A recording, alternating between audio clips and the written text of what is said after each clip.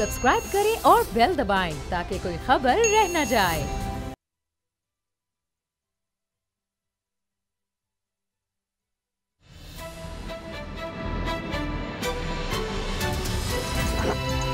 अब पता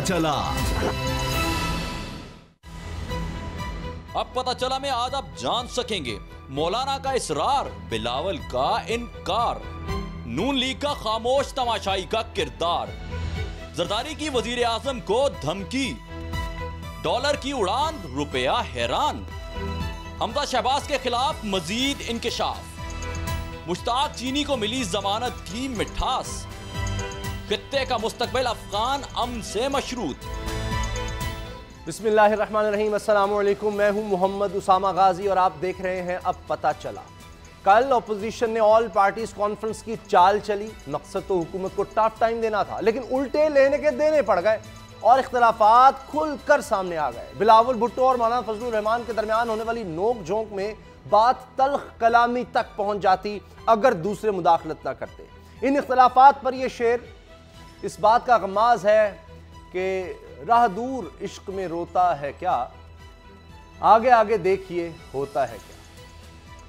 ऑपोजिशन में चेयरमैन सेनेट को हटाने पर जो इत्तेफाक हुआ है, इख्तलाफात की इस कहानी ने इस पर भी सवाले निशान लगा दिए। फैसले का इख्तियार रहबर कमेटी को सौंपा गया है, जो अभी तखय्युल से तख्लीक का सफर भी शुरू नहीं कर सकी। सादिक सिंजरानी की जगह किसी एक नाम पर इत्तेफाक हो जाए, एपीसी की कार्रवाई को देखकर यह भी मुश्किल लगता है। सो अभी ऑपोजिशन की तवज्जो आवाम को नॉन इश्यूज में उलझाने पर दिखाई देती है। यही वजह है कि आज कौमी असम्बली में फिर ऑपोजिशन की तरफ से सिलेक्टेड का शोर मचाया गया। एपीसी से इत्मीनान के बाद हुकूमत क्या माशी बहरान पर तवज्जो देगी, डॉलर की ऊंची उड़ान की गुत्थी सुलझा लेगी, इस पर बात करेंगे असद खरल साहब, बाबर डोगर साहब से। लेकिन आज कौन क्या कह रहा था, जरा देखिए।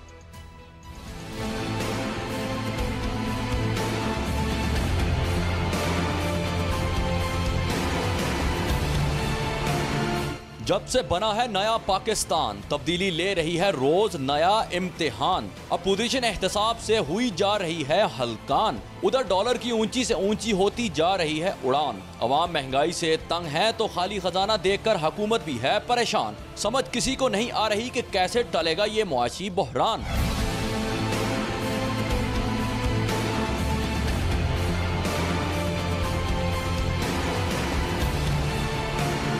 यूएई, सऊदी अरब, चीन और कतर से भी डॉलर आ गए, लेकिन आईएमएफ के पास जाने से फिर भी ना बच सके। सितम यह है कि इतने जतन करने के बाद भी मईशत है फिर बेमार। गैस, पेट्रोल, डॉलर हो या फिर व्यापार, हर जगह है महंगाई की हाहाकार। तसल्लियां अपनी जगह, मगर इस मुश्किल से कैसे निकलेगी तब्दीली सरकार। हौसला रखें, कोई घबराने की बात नहीं है। वजीर आजम अवाम को इस मुश्किल सूरत हाल में ना घबराने के मशवरे तो दे रहे हैं, लेकिन बकौल आसिफ जरदारी के वो खुद छिपकली से डरते हैं। आसिफ जरदारी की ये बात सिर्फ सियासी बयान नहीं, वजीर आजम इमरान खान माजी में भी खुद भी इस बात का एतराफ कर चुके हैं। दूसरी तरफ अपोजिशन है जो वजीर आजम इमरान खान को एपीसी, एहतजाजी तहरीक और बजट मंजूरी जैसे मामलात से डराने की कोशिश कर रही है, लेकिन बात नहीं बन रही क्योंकि वजीर आजम किसी और चीज से नहीं डरते। लेकिन सवाल ये भी है कि आसिफ जरदारी का बयान सिर्फ सियासी चुटकुला था या फिर कोई धमकी, या फिर ये बयान पीपल्स पार्टी की किसी खुफिया सियासी हिकमत अमली का हिस्सा है। हकीकत क्या है और क्या है फसाना, जवाब की मुंतजर है निगाह।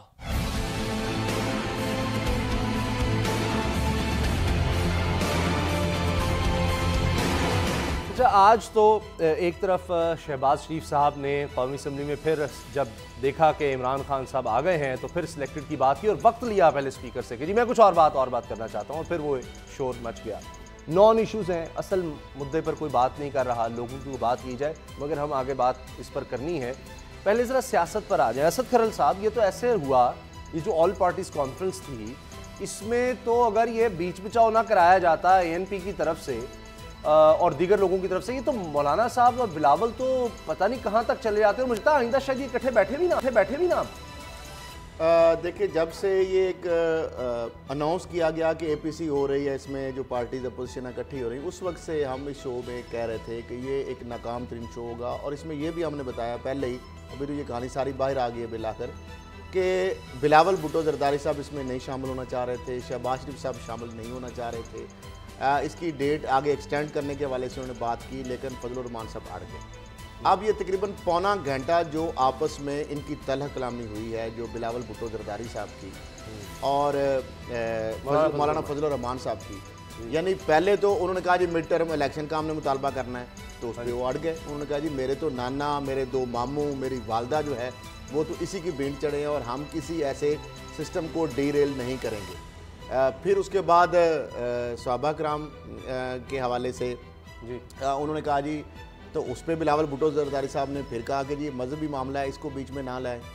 और फिर उन्होंने जब बात की तहरीक लबैक के हवाले से, तो अब देखें जिस तरह मौलाना अब्दुल गफूर हैदरी साहब बीच में आए, हमें उनसे ना मिलाएं, ANP के जो लीडर हैं बड़ा अच्छे उनको बीच में आना पड़ा। बिलावल ने कहा कि मजहब नहीं, तो उन्होंने मौलाना ने कहा कि अच्छा जमहूरियत को, मजहब को इस्तेमाल नहीं करना। जारी बात है, उन्होंने आगे वो ताना दिया ना कि हर चीज पे आप कहते हैं जमहूरियत खतरे में है। जब करप्शन के ऊपर हाथ डाला जाता है, जब आपके लोग पकड़े जाते हैं, जब फेक अकाउंट्स पकड़े जाते हैं, तो उस वक्त जमहूरियत खतरे में आ जाती है। तो बात तो उनकी भी ठीक थी कि आप जब जमहूरियत लाते हैं तो उस वक्त तो आपको जमहूरियत याद आ जाती है, और हम कोई भी बात करते हैं तो उसके आगे कहीं मजहब के आगे आप बैरियर लगा देते हैं, कहीं कहते हैं जी ये इसमें मार्शल आ जाता है, इसमें डिक्टेटरशिप आ जाएगी अगर इस तरह हम करेंगे। तो फिर अल्टीमेटली ये हुआ कि हासिल बजिंजो साहब को बीच में पढ़ना पड़ा, और बिल आखिर वही हुआ कि ये जो कहते हैं मिट्टी पाओ एक कमेटी बन गई अब, और जरदारी साहब को बीच में आना पड़ा, और नून लीग सारे इस मामले के अंदर खामोश तमाशाई का किरदार अदा करती रही। यानी इसका मतलब ये है कि APC में जितने भी लोग पार्टिसिपेंट थे वो एक तमाशाई का किरदार अदा कर रहे थे, तमाशा देख रहे थे। और अगर कोई 2-4 लोग बीच में ना पड़ते, जिस तरह ANP के लोग हैं, हासिल बजिंजो साहब हैं, गफूर हैदरी साहब हैं, इस तरीके से लोग अगर ना बीच बचाव कराते, तो मेरा ख्याल जिस तरह आपने कहा कि ये जिस तरह टॉक शो का हमारा माहौल होता है ना अक्सर आपस में, मुझे लग रहा है कि वो माहौल बनता नजर आ रहा था जिस तरीके से। जी। अच्छा बाबर डोगर साहब, एक और अजीब बात हुई कि वहां पर ये नजर आया कि जैसे मरियम और शहबाज शरीफ साहब 2 अलग अलग पार्टी से लोग बुलाए गए हैं बाकायदा, यानी लापता अफराद की बात उन्होंने कहा जी होनी चाहिए, उस पर भी कोई अलग अलग मौक़िफ़, अलग अलग ग्रुपिंग नजर आई। और मोहसिन दावड़ और अली वजीर के प्रोडक्शन ऑर्डर पे मरियम कहती थी कि हाँ जी इनके प्रोडक्शन ऑर्डर को शामिल किया जाए। शहबाज शरीफ साहब इसके बरक्स जाना चाह रहे थे। ये तो विद इन पार्टी इख्तलाफात वहाँ पर होते रहे, वहाँ बैठकर ये चीज़ें हो रही थी, यानी कम अज़ कम पहले खुद भी नून लीग ने डिसाइड करके नहीं गए कि हमने वहाँ पर मौक़िफ़ क्या रखना है, कि हमने क्या बातें कहलवानी है बीच में। उसामा साहब, इसमें मरियम का जो एजेंडा था और जो मौलाना फजलुर रहमान का एजेंडा था, ये दोनों का एजेंडा एक था। बाकी तमाम जो पार्टिसिपेंट थे ये मल्टीपल पार्टी कॉन्फ्रेंस के, उनका एजेंडा डिफरेंट था। दो बिलावल अपने वालिद साहब को रिहा करना चाहते हैं और अबू बचाओ मुहिम का ये हिस्सा थी, लेकिन वो एक हद से आगे नहीं जाना चाहते, एक लिमिट को क्रॉस नहीं करना चाहते। बात पे पार्टी की एक हिस्ट्री है, उन्होंने कभी मज़हब पे सियासत नहीं की, वो ना ही वो करना चाहते हैं। और सेकेंडली जमहूरियत के लिए ऑफ कोर्स कोई जो मर्जी कहे, फिलहाल उनकी एक स्ट्रगल है, उनकी एक एफर्ट है, उन्होंने मारे खाई हैं, उन्होंने जाने दी हैं, तो वो उस पर भी कोई कंप्रोमाइज़ करने को तैयार नहीं है। और वो जो सारी स्ट्रगल है वो पार्लियामेंट के अंदर करना चाहते हैं। मरियम और मौलाना फजलुर रहमान वो ये चाहते हैं कि इस गवर्नमेंट को गिरना चाहिए किसी भी तरीके से, कैसे भी हो, मजहब का नाम लेके कोई भी इशू बने और इमरान खान की ये गवर्नमेंट गिर जाए।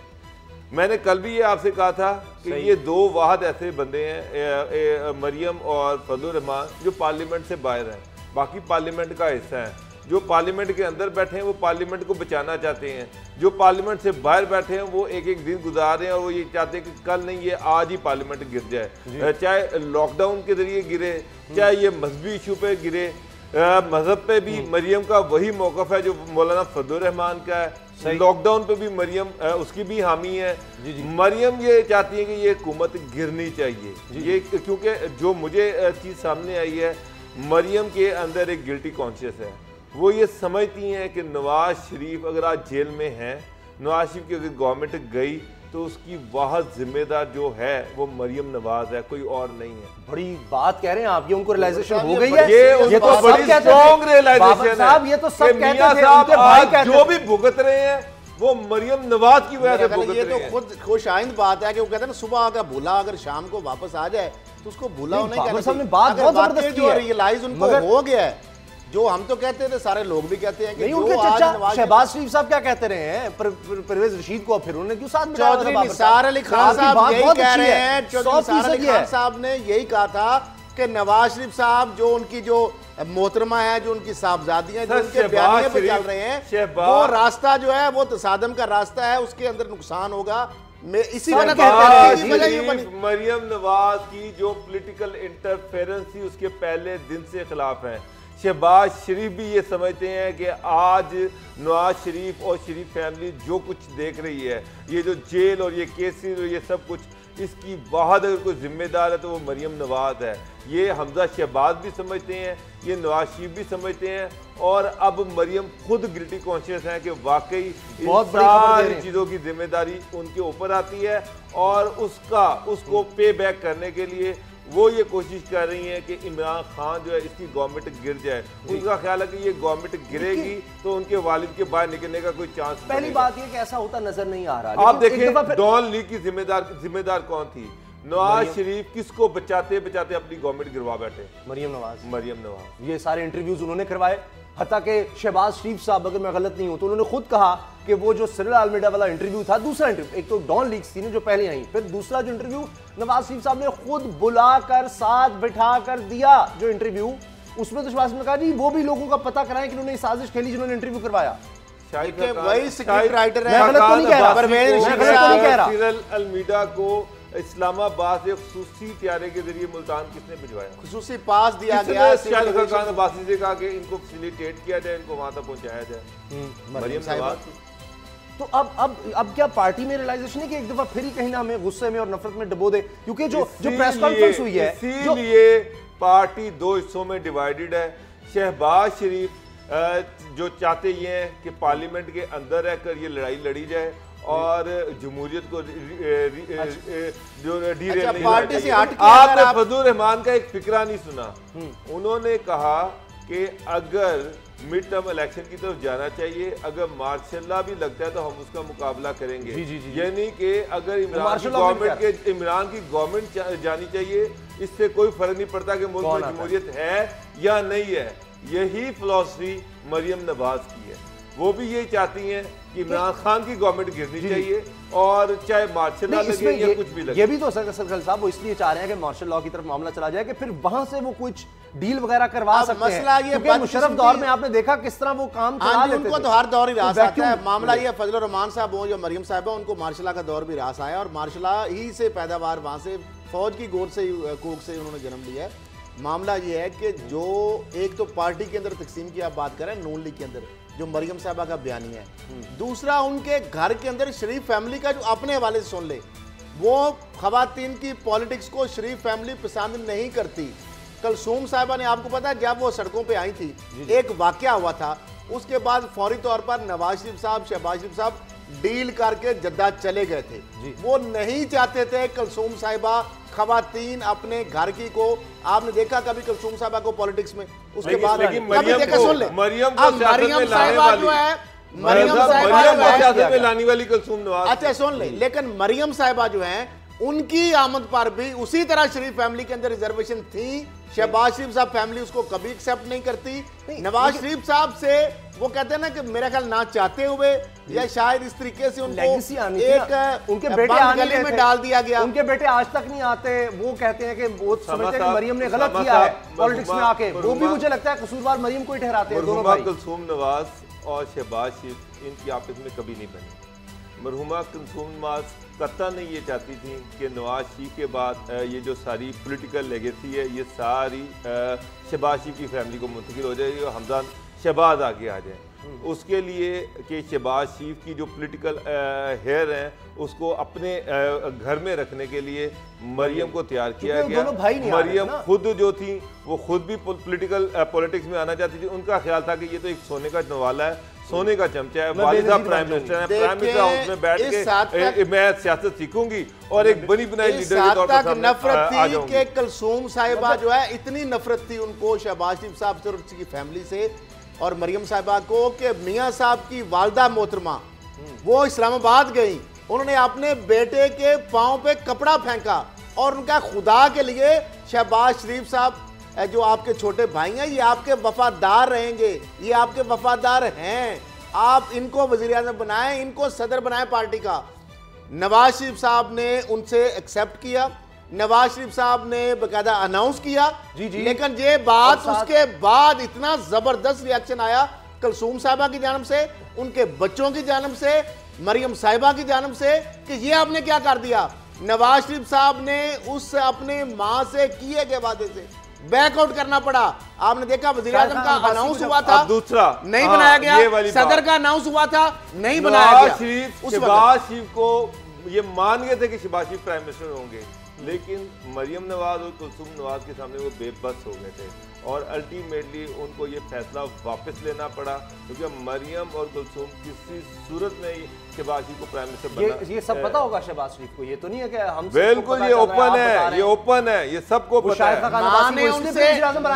यानी भाई को खड़ा करके तालियां बजवा करके ये बनेंगे और फिर साथ ही कहा कि जी जब तक ये इलेक्शन लड़कर नहीं आते। उस फैसले के बाद घर में लड़ाई हुई और घर के अंदर से पूरी तरह इस फैसले को रेजिस्ट किया गया और नवाज शरीफ को मजबूर किया गया कि वो अपना फैसला वापस लें। तो आज तक फिर ये जो रिफ्ट है ये आज भी चली आ रही है, ये रिफ्ट इसी तरह से है और ये बढ़ती जा रही है। एक मसला है कि मरियम बड़ी खुश थी, आप देखेंगे उनकी बॉडी लैंग्वेज बड़ी अच्छी नजर आ रही थी इसमें एपीसी में, बड़ी वो खुश थी।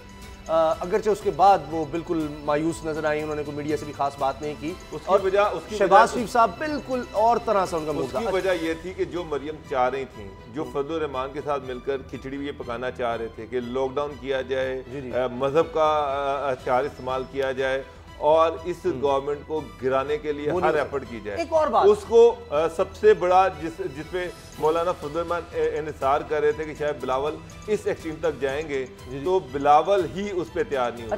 शहबाज, अभी मैं आपको एक और बात बता दूं, चेयरमैन नैब की जो चेंज करने की बात कर रहे हैं, शहबाज शरीफ उस पर भी एग्री नहीं है, वो उसको भी चेंज नहीं करना चाह रहे। ये भी कोई इतना आसान नहीं है फैसला, मैं ये आपको बता दूं। चेयरमैन सेनेट की बात करें। लेकिन एक और बात यह है कि मरियम जब जलसे में जाती हैं तो और बात है, अपने लोग होते हैं वहाँ जाकर वो एक तकरीर करते हैं, एक रिस्पॉन्स आता है, लेकिन जब वो प्रेस कॉन्फ्रेंस करती हैं, अब जो लास्ट प्रेस कॉन्फ्रेंस थी उसके बारे में मैंने ये नोट किया है, ये बात देखी है कि अब शायद वो उस तरह से मीडिया के सामने ना आए, क्योंकि उसके बाद से आप देखें कि सारी खबर, सारा फोकस किधर चला गया कि जनाब इनके दरमियान जो इख्तलाफात हैं। आपने नोट किया कि हर तरफ कोई और बात नहीं हुई कि शहबाज शरीफ के बारे में जो उन्होंने बात की, बगावत का ऐलान कर दिया कि उनकी अलग सोच है, ये जमहूरियत है, मैं उनसे इत्तेफाक नहीं करती, और जो मेरी सोच है वही नवाज शरीफ की सोच है, और जो नवाज शरीफ की सोच है वही नून लीग की सोच है, और आखिरी बात उन्हीं की चलती है, लिहाजा शहबाज शरीफ की सोच एक अलग है। उसके बाद से अब लगता यह है कि मरियम यानी कोई उनके जज्बात पर काबू नहीं रख सकती कि वो जब कोई सवाल इस तरह का आता है तो वो ऐसा जवाब दे देती है कि उससे वो लेने के देने पड़ जाते हैं। साहब आप ही बचे हैं सर, वो पूरी तरह प्लानिंग के साथ की गई थी, तो फिर वापस क्यों लिया, फिर क्यों कहा वो एक मैसेज था, वो एक मैसेज था, सारी दुनिया को ये बताना था कि PMLN जो है उसका असल वारिस उसकी मरियम है और PMLN के अंदर वही चलेगा जो नवाज शरीफ कहेंगे। अच्छा, इसमें एक अहम वजह पता क्या है, दोनों को पता है, जिस तरह शहबाज शरीफ साहब को भी पता है और नवाज शरीफ साहब को पता है कि दोनों एक दूसरे के साथ मुखलिस नहीं है, ये 100% बात है, पूरी बैकग्राउंड भी आप बता दी। अब नवाज शरीफ साहब इसलिए पब्लिक के लिए चीज सामने नहीं लाना चाहते कि वो उनकी पार्टी कमजोर हो जाएगी, अगर ये बता देंगे। इस तरह शहबाज शरीफ साहब जो है पब्लिकली वो भी अगर डिसऑन करते हैं नवाज शरीफ साहब को, तो चूंकि वोट नवाज शरीफ का है, वोट बैंक नवाज शरीफ का है, शहबाज शरीफ साहब इसी वजह से बार बार सोचते हैं, आगे पीछे कई दफा ये मामला हुए। शहबाज शरीफ साहब को जब ऑफर होती थी कि आप वजीर आजम बन जाए, शहबाज शरीफ ये सोचते थे कि अगर मैं नून लीग को नवाज शरीफ साहब को माइनस करूंगा तो मेरी पोजीशन क्या रह जाएगी, टीम लेवल पे मुखालफत हम। अच्छा, मैं चाहता हूँ अगले मौजू पर जाए, लेकिन आप दोनों के पास इतनी मालूमात होती हैं कि हम वो बात इतनी अहम होती है कि वो डिस्कस करनी पड़ जाती हैं। एक और बात ये भी तो है कि जो आप बात कर रहे हैं वो 100% सही कि जी वोट बैंक नवाज शरीफ का है, लेकिन बहुत से लोग ऐसे हैं, मैं जानता हूं नून लीग में हैं, सीनियर रहनुमा हैं, MNA MPAs हैं, बड़े बड़े कारकुन हैं दीगर, जो समझते हैं कि मरियम गलत कर रही हैं, वो ठीक है वोट बैंक नहीं होगा या शहबाज शरीफ के साथ ही हो जाएंगे, पार्टी के दो हिस्से भी होते हैं, शायद वो आएंगे नून लीग के साथ, नवाज शरीफ के साथ, शहबाज शरीफ वाली पार्टी में ना जाएं। लेकिन मसला ये है, वो कहते हैं जी फौज इदारों के खिलाफ, सुप्रीम कोर्ट के खिलाफ, ये जिस तरह मरियम नफरत और ये सब बातें करती है, ये नहीं करनी चाहिए, इससे हमें नुकसान होगा। हमने इलेक्शन में देख लिया, लोगों ने हमें वोट नहीं दिया इस बात पर कि आप तो पाकिस्तान रियासत, मुल्क, इदारों उनको तबाह करने पर तुले हुए हैं। तो बाबर साहब ये बात भी तो है, उनका लोगों का भी तो प्रेशर होगा। सिर्फ ये नहीं कि जी शहबाज शरीफ का वोट नहीं है तो बस ठीक है इसको फारिग करो। उसामा साहब, PMLN के अंदर एक ग्रुप है, बाकायदा तौर पर एक ग्रुप है जो ये समझता है कि नवाज शरीफ का जो बयानिया था वो बिल्कुल ठीक था और हमें उस बयानी पर अगर हम रहते तो शायद हम मजीद ले जाते। सही। और वो ग्रुप जो है वो बड़ा ताकतवर ग्रुप, वो ताकतवर ग्रुप है। और शहबाज शरीफ की जो सपोर्ट आज भी जो लोग डिसएग्री भी करते मगर है तो सही ना कि हमने मुल्क के जो लोग डिसएग्री भी करते हैं इस बयानिए से, उनको भी ये पता है कि बयानिया वही चलेगा जो नवाज शरीफ का होगा। अगर इस बयानिए से हम हटे तो जीरो हो जाएंगे। अच्छा, मुख्तसरन मुझे बताएं, ये जो राहबर कमेटी का कहा गया कि एक राहबर कमेटी बनी क्योंकि वहां तो झगड़ा हो गया था कि जनाब चेयरमैन सेनेट को हटाना किस तरह है, उसका तो कोई नाम ही नहीं आया कि वो कैसे बनेगी, कौन कौन होगा, क्या होगा ना। मुझे तो खरल साहब आप बताएं, मुझे तो लग रहा है ये मतलब हफ्तों में भी कुछ सामने नहीं आएगा और ये बात भी नहीं बन पड़नी, बाकी स्टेप्स दूर की बात है। देखिए, चेयरमैन सैंड वाला जो मामला है ना, वो एक शोशा था और मेरा ख्याल है वो आपको लगता है बात करना भी टाइम जाया करना है। अच्छा, तो मेरा ख्याल आगे हम बढ़ते हैं। अगली खबर बहुत जबरदस्त है, वो डेस्परेशन थी। क्योंकि अगर चेयरमैन सेनेट को हटाने की शिक ना डाली जाती तो फिर APC का कोई मकसद ही नहीं था, उसका कोई अलामे ही नहीं था, उसका कोई रिजल्ट ही नहीं था। तो उसको उसमें कोई जान डालने के लिए ये चीज डाल दी गई कि चेयरमैन सेनेट को चेंज कर सबको पता है कि ये भी नहीं होना, ये नहीं होना। अच्छा, अगली खबर बहुत ही अहम है जनाब। आसिफ अली जरदारी साहब वो गए हैं और जज साहब से उनका जो मुकालमा हुआ है एहतसाब अदालत में, जिसमें सबसे खास बात आई कि जज साहब को रिमार्क्स देने पड़ गए क्योंकि आसिफ अली जरदारी साहब जिस तरह वहां पर पेश होने वाले मुल्जिमों और मुजरिमों की वकालत कर रहे थे, इसको हथकड़ियों क्यों लगाई है, बार बार खड़े होकर रोस्टम पर आ जाते थे कि उसका अब्दुल गनी मजीद का क्या मसला है, अनवर मजीद का क्या कसूर है, फलां बीमार है, फलां बीमार है। जज साहब को कहना ही पड़ गया कि यहाँ तो जो आता है वो बीमार हो जाता है। और फिर साथ ही आसिफ अली जरदारी साहब ने ये चुटकुला भी छोड़ा वहाँ भी और बाहर आकर भी कि जनाब इमरान खान साहब को एक दिन जरा थाने में लेकर जाकर उनको बंद करें और छिपकली छोड़ दें, फिर देखें क्या होता है। ये उनकी ख्वाहिश है। असद खरल साहब, ये क्या हो रहा है? आसिफ अली जरदारी साहब जो हैं कॉन्फिडेंट नजर आ रहे हैं, लेकिन साथ वो कहते हैं कि मैं बड़ा बहादुर हूँ, बीमारी का सहारा नहीं लूंगा, मगर वो चीज़ें भी नजर आ रही हैं। और जो मुल्ज़िमान उनके लिए बड़ी हमदर्दी। अदालत के अंदर एक कंडक्ट था, जो एक बिहेवियर था जरदारी साहब का, मेरा ख्याल है बहुत ज़्यादा अग्रेसिव किस्म का था कि यानी लग ऐसे रहा था कि वो प्रोसिक्यूटर जनरल है शायद, या वो जज साहब हैं, जिस तरीके से वो कंडक्ट कर रहे थे। यानी जब लाया गया हुसैन लवाई और तला जो रजा को हथकड़ियाँ लगी थी। अब जाहिर बात है जेल में होता है, जुडिशल कस्टडी में होता है, और जेल की प्रिजन और पुलिस जो है वो लेके आती, नैब उनको लेके नहीं आता अदालत के अंदर। तो जरदारी साहब रोस्टम पे आ गए एकदम, और उन्होंने कहा जी इनको हथकड़ियाँ कैसे लगा दी हैं जो मेरे बच्चों को, और ये तो वाइट कलर क्राइम है। तो उस पर यानी जज साहब को उन्होंने मुखातब कर दिया। उसके बाद अगला सवाल जज साहब ने आपको जस्टिफिकेशन देनी पड़ी कि जनाब ये पुलिस लेकर आई है, हमने नहीं हथकड़ियाँ लगाई, पुलिस लेकर आई है। फिर ये है कि असलम मसूद जो है, जिन्होंने 164 का बयान दिया है, पूरी कहानी बताई है, उसके बारे में जज साहब ने दरियाफ्त अरशद मलिक साहब ने कहा कि वो किधर हैं, तो उन्होंने कहा जी वो हॉस्पिटल में है, वो बीमार हैं, और उनको जिस तरीके से नैब ने तशद्दुद भी यकीनन किया होगा और उनके ऊपर जिस तरीके से। उसके बाद उन्होंने कहा जी अनवर मजीद साहब किधर हैं, तो उन्होंने कहा जी अनवर मजीद साहब जो है आप उनके बारे में इस तरह पूछ रहे हैं जैसे उनको दहशतगर्द है। उन्होंने क्या किया है, तो वो भी हॉस्पिटल में है जी, 30% उनका दिल जो सिर्फ काम कर रहा है, 70% उनका बंद है, और ये रिपोर्ट लाया थे, और उसके बाद फिर उनको छोड़ा है और फिर उनके बेटों को पकड़ लाया ये वो। तो फरियाल तालपुर साहब के हवाले से उन्होंने पूछा कि वो किधर है साहिबा, तो उन्होंने कहा जी वो प्रोडक्शन आर्डर उनका जारी है। तो मामला ये है कि जो ये केस हेयरिंग हो रही थी और जज साहब जो है बीच के अंदर, जरदारी साहब जो एक मुल्ज़म है इस केस के, एक मरकजी मुल्ज़म है, वो इस तरीके से बिहेव कर रहे थे कि इस तरह तो लॉ ऑफिसर वकील भी अदालत के अंदर इतना अग्रेसिव जाके नहीं बोलते। 30 सेकंड है बाबर डोगर साहब, आप तजर्बे की बात नहीं है, जरदारी साहब अपना माइंड बना चुके हैं, और ये जो सारा इत्तेमाद आया हुआ है, जो इतना ज़्यादा जिस तरह से इत्तेमाद के साथ वो बातें कर रहे हैं, उन्होंने ज़हन बना लिया है, वो अब बैक स्टेप पे जाएंगे। और मेरा ख्याल है कि जरदारी साहब अपनी सेटलमेंट करना चाह रहे हैं, कि जो लेना ले बाबर साहब आज तो आप बड़ी बड़ी खबरें दे रहे हैं, रोजाना आप एक आदमी देते हैं, आज तो आप जो है ना हैट्रिक कर रहे हैं। मैं आपको बता रहा हूँ कि जरदारी साहब के मामला जो है बिल्कुल उनकी गोटी फिट हो रही है और आप देखेंगे कि जरदारी साहब जो लीगल एक रास्ता है उसको अडॉप्ट करते हुए वो अपने मामला सेटल कर ये इतनी बड़ी खबर है कि इस पर मुझे लगता है कुछ और बात करनी पड़ेगी, लेकिन ब्रेक के बाद थोड़ी सी इस पर और बात करेंगे कि ये जरदारी साहब किस तरह से मामला अपने सेटल कर रहे हैं। कुछ प्ली बार्गेन करेंगे, कुछ पैसे देकर जुर्म मानकर वो साइड पर हो जाएंगे, दूसरी तरफ चेयरमैन सेनेट बनना चाह रहे हैं। ब्रेक के बाद बात करते हैं।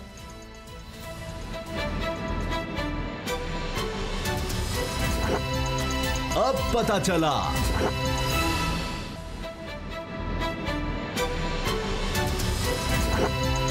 अब पता चला। ब्रेक से पहले बाबर डोगर साहब ने एक बहुत बड़ी खबर दे दी है। बाबर डोगर साहब का ये कहना है कि जरदारी साहब कोई डील शील करना चाह रहे हैं और उसके लिए सारे मामला तय हो रहे हैं। बाबर डोगर साहब, इसका कुछ बैकग्राउंड भी समझा दें, आप किस बुनियाद पर ये कह रहे हैं? जरदारी साहब के देरीना दोस्त, उनके करीबी दोस्त मलिक रियाज साहब, जोसफ खन साहब के भी दोस्त हैं। मेरी भी करा दें, मेरी भी दोस्ती करा दें। उन्होंने 450 रुपया खर साहब 460 अरब रुपया 460 अरब रुपया मान के अपनी जान छुड़ा ली जी। जरदारी साहब को अगर सजा होती है तो डिस्क्वालीफाई तो उन्होंने वैसे भी हो ही जाना। और अब वो उनके खिलाफ जितने वो रेफरेंस बन रहे हैं तो वो ये एक ऐसी लंबी चीज़ है जिससे उनको पता है कि ये इससे बाहर नहीं निकला जाना। मियाँ साहब का हाल उनके सामने है, तो जरदारी साहब इतने सारे इश्यूज़ में एंगेज नहीं होना चाहते। ज़हनी तौर पर वो तैयार हो चुके हैं कि वो इसी तरह जिस तरह मलिक रियाज साहब की एक सेटलमेंट हुई है, इस तरह का वो भी 3-4 साल में या 5 साल में इस तरह का पैसे दे के वो भी अपनी जान छुड़वा लें और बैक स्टेप पे चले जाएं। बिलावल जो है वो सामने आ चुके हैं, बिलावल पॉलिटिक्स करेंगे क्योंकि उन पे तो अभी कोई बड़ा रास्त कोई चार्ज है नहीं है। अदबी और जरदारी साहब ये दोनों मिलके कोई ना कोई सेटलमेंट कर लेंगे और इस तरह से रकम दे के बल्कि बराह रास्त ये सामने नहीं आएंगे। मैं थोड़ा सा आगे बात को बढ़ाता हूँ। जरूर, बड़ी खबर है, बड़ी खबर है। अब मसला ये है कि जरदारी साहब नहीं चाहते कि वो डिस्क्वालीफाई लाइफ टाइम हो या कोई इस तरह सियासत के दरवाजे बंद हो या फरियाल तालपुर साहिबा के ऊपर भी वो दबा नहीं चाहते, लेकिन जेल भी वो नहीं चाहते। जेल का सामना अब करने की उनकी वो हालत नहीं है जिस तरह आप देखते ही हैं। दावे और हैं, दावे वो कर रहे हैं। मैं आपको एक बात बताऊं, मलिक रियाज ने उनको मशवरा दिया है कि वो अपनी जान छुड़ा लें। अच्छा, अब तीसरी पार्टी, एक और बड़ी खबर आ गई। तीसरी पार्टी जो है वो भी फाइनेंस करने के लिए उनको तैयार है। तीसरी पार्टी भी फाइनेंस करने के लिए उनकी जगह पे पैसे देने को तैयार है और ऑलरेडी वादा माफ गवाह इस केस में उनके बहुत सारे बन चुके हैं। असल मसूद वादा माफ गवाह है, अनवर मजीद या किसी और बंदे को भी वादा माफ गवाह बना के जो जरदारी साहब के हवाले से, जो फरियाल तालपुर साहब के हवाले से वो अपने सर ले लेगा इल्ज़ाम और इनकी बेगुनाही साबित हो जाएगी और इस तरीके से ये जेलों से भी बच जाएंगे, सजा से भी बच जाएंगे, VR और प्ली बार्गेन भी नहीं करना पड़ेगा और खजाने के अंदर जो पैसा है, जो लाइबिलिटीज़ है वो नैब को भी मिल जाएंगी। तो लाजा वो कहते हैं ना कि सबके लिए ये मामला और ये इसकी जो बात डोगर साहब ने की है ना स्टार्ट, डोगर साहब ने चूंकि ये खबर ब्रेक की है, इसकी बेसिक देखें कि वही बिलावल भुट्टो जरदारी साहब जो उनका अग्रेसिव पन, जो मरियम साहबा को बुलाते थे, मरियम साहबा ने उनको बुलाया, जो जिस तरीके से उन्होंने की जबान थी, APC के अंदर जाके जिस तरीके से वो सामने खड़े हो गए फजल रहमान, इसका मतलब है उनको कहीं से लाइन मिली है, पीछे से उनकी डोरियां खींच ली गई हैं। और जरदारी साहब जी, मुझे मेरा छोटा भाई है, प्रोड्यूसर है और वो ये कह रहा है कि अगली खबर पर चले, लेकिन मैं तो हैरान हो गया हूँ ये जो बात हो रही है क्योंकि आने वाले दिनों में ये सबसे बड़ी खबर बन जाएगी कि जरदारी साहब जो है वो ये कोशिश कर रहे हैं। बाबर डोगर साहब मुख्तसर, वो आपने ब्रेक में तो एक और बात भी की थी कि वो जमानतें वापस ले रहे हैं अपनी दरखास्तें, वो भी वो तो ले ली हैं, वो उन्होंने अपनी सारी एप्लीकेशन वापस ले ली हैं और आज आप देखें जिस तरह इत्तेमाद से वो बातें कर रहे थे, आज उनकी बॉडी लैंग्वेज बिल्कुल चेंज थी। पहले से उनकी बॉडी लैंग्वेज भी तो डॉक्टर साहब मिल रहा है ना, शर्जील नाम मेमन साहब भी बाहर आ गए, एक एक करके काम शुरू हो गया है ना। तो सर ये डील आप देखिएगा आइसबर्ग है ना, वो भी चलें देखते हैं। अच्छा चलें, ये कोई जिस तरह जरदारी साहब अब वापसी की तरफ आ रहे हैं तो कोई डॉलर की भी कोई वापसी होनी है या नहीं? ये 164 पर चला गया है, दिन ब दिन ये रिकॉर्ड बना रहा है। हर 2 दिन के बाद पता चलता है जनाब एक और रिकॉर्ड पाकिस्तान की तारीख में बन गया, ये जनाब एक और रिकॉर्ड बन गया, ये कहीं रुक नहीं रहा। खरल साहब आपने 24 घंटे मैं आपको कसूरवार ठहराता हूं, आपने इतना अरसा पहले कह दिया था डॉलर अभी और ऊपर जाएगा, उस वक्त मेरा ख्याल है 160 से ऊपर मैंने कहा था कि जाएगा, 180 तक भी ऊपर जाएगा। पहले तो आपने तारक बाजवा को इस बेस पे हटा दिया जी, वो डॉलर पे कंट्रोल नहीं रख सके, उसकी जो इजाफा था। अब मुझे ये बताएं कि एक 24 घंटे के अंदर 7-7 रुपए इजाफा हो रहा है डॉलर की कीमत में जी, और अगर एक 24 घंटे के अंदर 7 रुपए इजाफे का मतलब है 700 अरब रुपए पाकिस्तान के कर्जों के हुजम के इस वजह से इजाफा होता है। और 125 रुपए से आपने लिया था 2000 जब आपने तो हो गया 165 पे चला गया, 40 रुपए का जो फर्क है 4000 अरब 4000 अरब सिर्फ इस डॉलर के इजाफे। और एक्सपोर्ट की अगर शरह की बढ़ोतरी की बात है, अब सही अगर एक्सपोर्ट ज्यादा हो सारी बात, डॉलर और पाउंड का रेट बरतानिया कम करे, अमेरिका कम करे, वो रेट क्यों ज्यादा रख रहे हैं? अच्छा एक खरल साहब वो भी हमने कम हो रही है बाबर साहब। देखिए इसमें और तो कुछ हो नहीं सकता, IMF की शर्त है जी, आपने कोई मसनूई तौर पर इसमें कंट्रोल नहीं करना। स्टेट बैंक के गवर्नर भी कह चुके हैं कि हमने जो नेचुरली होगा वो करेंगे। जो मनी एक्सचेंज वाले हैं उनके ऊपर तो कंट्रोल किया जा सकता है कि जाली तरीके से आप डॉलर को ऊपर ना जाने दें। अभी मेरी इतला ये है कि ये जून, चूंकि माली साल जून से जून जुलाई तक इस तरह होता है, तो उसमें अब आप पेमेंट्स कर रहे हैं डॉलर्स में। पाकिस्तान ने भी करनी है कर्जों की पेमेंट्स, मल्टीनेशनल कंपनी से भी करनी होती है, दीगर लोगों ने भी करनी होती है। ये माली साल 30 जून तक, बैंक भी आपको पता है कि उन्होंने सारा हिसाब किताब करना होता है 30 जून तक। तो इस वजह से ये ज़्यादा डॉलर्स जा रहे हैं, उनकी खपत बढ़ रही है, डिमांड बढ़ रही है। जुलाई में कुछ शायद कुछ बेहतरी आ जाए बाबरों के साथ, लेकिन कम से कम गवर्नमेंट ये मनी एक्सचेंज कंपनियां इन पर तो कुछ कंट्रोल करे कि जो जाके चाहे डॉलर जितने मर्जी खरीद के जनाब जेब में डाल ले और जखीरा अंदोजी करता है। उसामा साहब 3 जुलाई को IMF की बोर्ड मीटिंग हो रही है जिसमें पाकिस्तान को जो $6 बिलियन के कर्जे देने हैं उस पर फाइनल डिसीजन लिया जाएगा। आपके जो हैं मशीर ख़जाना हफीज़ शेख साहब वो भी वाशिंगटन जा रहे हैं इस मीटिंग को अटेंड करने के लिए। उस मीटिंग से पहले की कंडीशंस हैं वो यही है कि डॉलर जो है इसकी कीमत को ऊपर लेके जाना है। तो डॉलर अगले 2 दिन में और मैक्सिमम ऊपर जाएगा और उस बोर्ड की मीटिंग से पहले इन्होंने डॉलर को मैक्सिमम ऊपर लेके जाना है ताकि जो IMF की मेन कंडीशन है उसको पूरा किया जाए, उसको फुलफिल किया जाए। ठीक, तो ये जो आप कह रहे हैं कि गवर्नमेंट ये चाहे गवर्नमेंट वो चाहे, तो गवर्नमेंट खुद चाह रही है कि डॉलर जितना ऊपर जा सकता है चला जाए। गवर्नमेंट यही कह रही है कि जी हमने इसको फ्री कर दी है, फ्री मार्केट है और मार्केट फोर्सेस डिटरमिन करेंगे डॉलर की कीमत। लेकिन इससे जो कुछ आप खरीद रहे हैं सबसे बुनियादी चीज मार्केट फोर्सेस नहीं, इतना महंगा हो जाएगा। उसामा साहब पहली मर्तबा हो रहा है कि इंटरबैंक रेट डॉलर का ज्यादा और ओपन मार्केट में कम, और बावजूद उसके governor state bank Imran Khan साहब से मिलते हैं। इसका मतलब यह है गवर्नमेंट ने खुला छोड़ रखा है। देखिए कितना एडीबी से खुद छोड़ा है, खुद छोड़ा है, 170 और मैं आपको एक और बात बता दूं, 170 से 180 रुपए तक जाएगा IMF के कर्जे की जो मिलने से पहले। 3 जुलाई को मीटिंग है ना, डॉलर खरीद के ना रख ले। मैं क्या कह रहा हूं, मैं नहीं कह रहा, लेकिन 3 जुलाई को मीटिंग है, डॉलर की कीमत और ऊपर जाएगी और उसके बाद नीचे आ जाएगा एशियन डेवलपमेंट बैंक से 170-80 से ऊपर आपको जाएगा, नीचे आएगा, मैं उसको कुछ नहीं कहता। कतर से भी मुआहिदा हो गया है, उनसे भी डॉलर आने हैं, बिलियंस ऑफ रुपीस में आने हैं। ये अभी तो IMF ने आपको देना है, वो तो जब आना है, वो तो जब आना है से पहले आपने बढ़ा दिया, वो तो जब आना है शराइत रखेंगे। आपके फॉरेन रिजर्व $7 बिलियन तक रह गए जो तारीख में सबसे लोएस्ट है, सिर्फ $7 बिलियन। शायद ये 1.5 महीना से ज्यादा ये नहीं चल सकेंगे।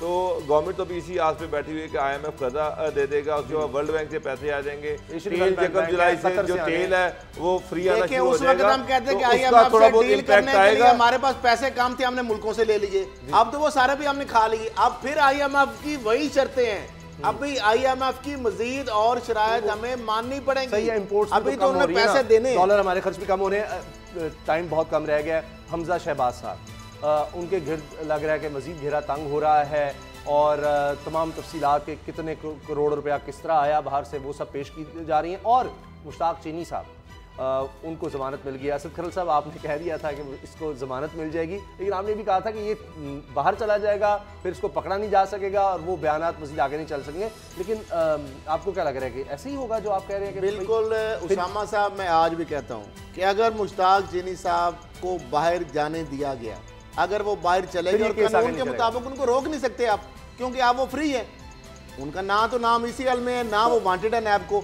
अगर वो बाहर चले जाते हैं, आप भी वकील हैं, आप समझते हैं कि जब तक उसको कन्फ्रंट ही नहीं कराया जाएगा सलमान शहबाज या हमजा शहबाज के साथ, यानी हमजा शहबाज लैंड करते हैं नैब की हवालात में और मुश्ताक चीनी साहब इस्लामाबाद पहुंच जाते हैं चेयरमैन नैब के पास, फिर कोई उसके बाद एक बयान जाता है हमजा भी गवाह बन के, और उसके बाद वो बाहर आ जाते हैं। ये फिर इसका मतलब तो ये है कि ये मिली भगत है, ये वो कहते हैं ना मिली भगत कैसे अब कानूनी तौर पर उसको जमानत नहीं बनती। एक शख्स अगर वादा माफ गवाह बन गया है उसको जमानत देनी पड़ेगी। जो बंदा वादा माफ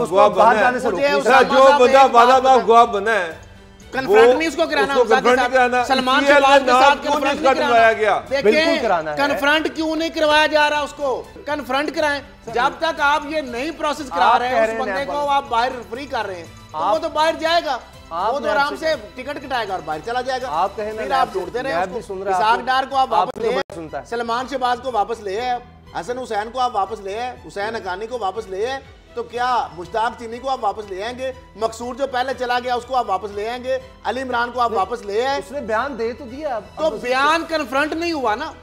एक मैं बयान दे देता हूँ उसामा ने ये काम किया, सुन रहा है तो मैं बाहर चला जाऊंगा, उसके बाद आप कहेंगे भाई असद ने कहा है उससे पूछो। आपका चहीता इदारा है, आपका पसंदीदा इदारा है, आपको सुविधा कर ले। अगर कल मशवरे आप देते हैं करें जी। मुश्ताक चीनी जिस तरह इसाक डार अब बयान देके मुकर गए थे, कल वो बयान देके मुकर जाता जी मुझे तो प्रेशर में बयान लिया गया था और मेरी जान मुसीबत में थी, मैंने बयान दे दिया, तो जज साहब के सामने मुकर गया तो फिर नहीं, लेकिन मजिस्ट्रेट के सामने बाहर जाने की इसाक डार मुकरा नहीं है पहले, वो तो फिर केस ही नहीं ओपन हो सका ना जी, वरना तो फिर वो हाई कोर्ट से नैब नहीं कहा था पहले तो कमर के पास बाहर बैठा हुआ है, मिली भगत नैब मिल चुका था उस वक्त नैब मिल गया था और उन्होंने केस ही परसू नहीं किया, उन्होंने कहा जी ये केस आगे नहीं चलने नैब नहीं मिला था, वो कोर्ट ने केस बंद कर दिया, सुप्रीम कोर्ट टेक्निकल जस्टिस मिला था उससे पहले रेफरी जज बहुत सारे हाई कोर्ट में जब हुआ था तब नैब ने भी कहा था कि जनाब ये केस आगे ना ही चलाएं तो ठीक है, इसकी कोई जरूरत नहीं आगे चलाने की। एक दफा पहले हुआ था सुप्रीम कोर्ट से, तो बाद में वो आया उसको रीओपन करने के टाइम बाद।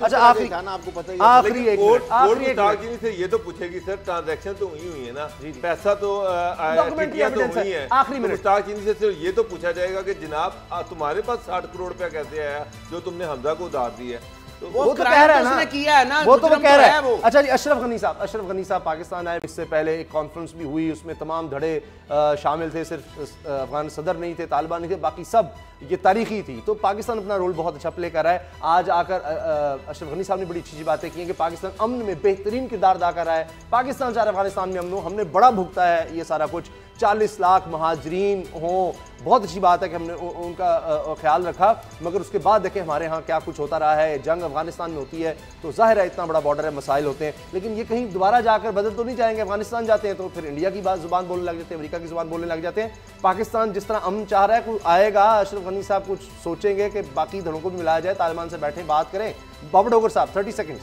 सर पाकिस्तान पूरी सिंसेरिटी के साथ चल रहा है, क्योंकि पाकिस्तान को पता है खान साहब जो है, इमरान खान साहब जो है, उनका पहले दिन से ये नैरेटिव है कि जब तक अफगानिस्तान में अमन नहीं होगा पाकिस्तान में अमन नहीं हो सकता, और पाकिस्तान में इकोनॉमिक प्रोस्पेरिटी जो आप कह रहे हैं वो उस वक्त तक नहीं हो सकती जब तक अफगानिस्तान में अमन नहीं होगा।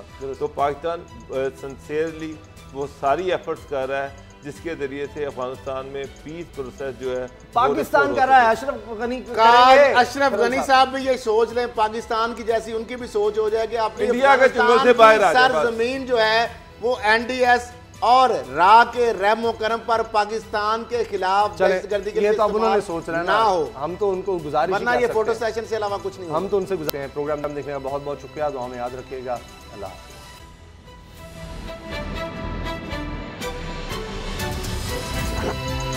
अब पता चला। सब्सक्राइब करें और बेल दबाएं ताकि कोई खबर रह न जाए।